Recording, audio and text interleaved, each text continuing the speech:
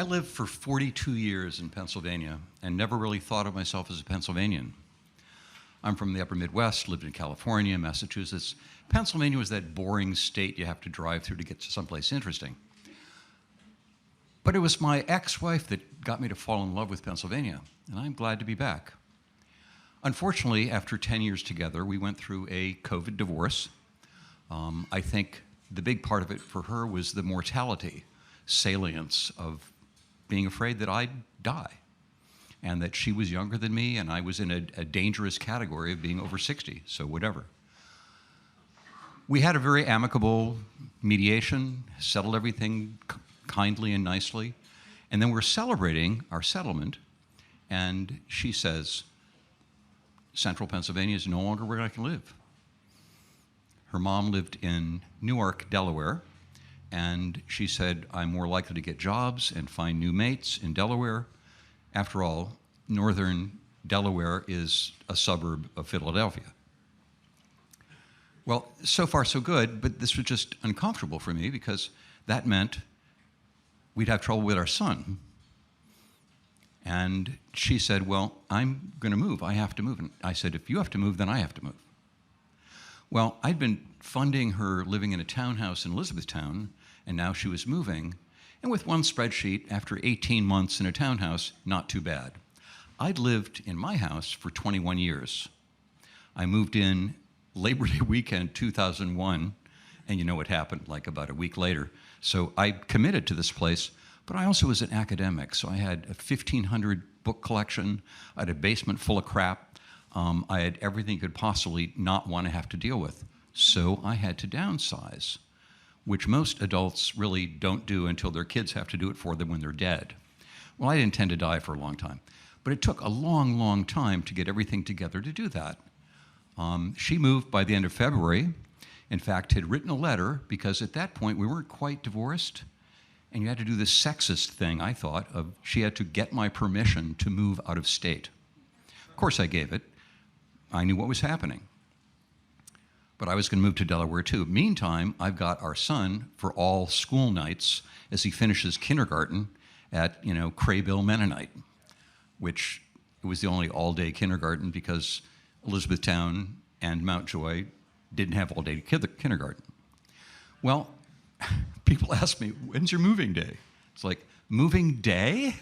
Are you kidding me? There's a day that the big pieces get moved, and another 6 weeks I'm moving carloads down to Newark, Delaware, to the apartment I got there, which cost a couple $100 more than I would get for rent for my townhouse. It's more expensive, but I was committed to doing it, so far so good. It took a long time to get settled. In fact, I was finally unpacking my study in October, sometime later, which became a sanctuary for me, and I kind of liked it that way. But what happens over the long run? Delaware's too expensive, my rent's too expensive, the cost of living's higher, and I get blindsided with a 5.5% state income tax for my retirement withdrawals. In Pennsylvania, I didn't have to file state income tax at all. So wham, wham, wham. So we decide that our son shouldn't be 1 week on, 1 week off. He should be in the same house for school nights, and that will be in Newark with his nana and his mom, where he lives, and that means I don't have to live in Delaware anymore. Hallelujah. I hated Delaware. I liked some things about it. I liked having a stand of trees across my third-floor balcony, but my son had no backyard, and it wasn't just the same. So I finally had to move again, to pack up, move everything out, and then get a different custody schedule. So I have him for 2 weekends out of 3, and 1 Wednesday night visit a week. So I get to see him more often and for more quality time, but not as much. But you know what?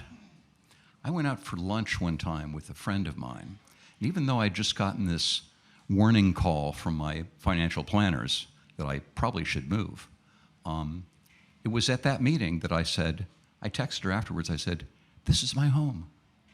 This is my home. And I feel really good about moving back. So I finally moved back. My first weekend in our old house, which my son also grew up in, he was so happy. because Nana's house had never really been home. That was really never Mommy's house. That was Nana's house. So that didn't quite work, and our old house worked for him. The first weekend back in town, he wanted to walk everywhere.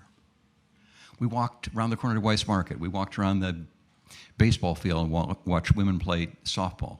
We walked to Booby's Brewery. And he, of course, he's 7, so he enjoys saying it correctly. But it turns out there was just so many omens in the right direction. He saw his first double rainbow on the way home that weekend. And our way back from the mall, which you have to take I-95 in Newark to get to a mall, on our way back from the mall, we see a Ferrari going down 283. And the next afternoon, I'm sitting in my backyard, and for the first time ever, I see a hummingbird come and feed off one of my morning glory plants on my trellis in the backyard. So it was everything new again. And I'm quite happy to be back.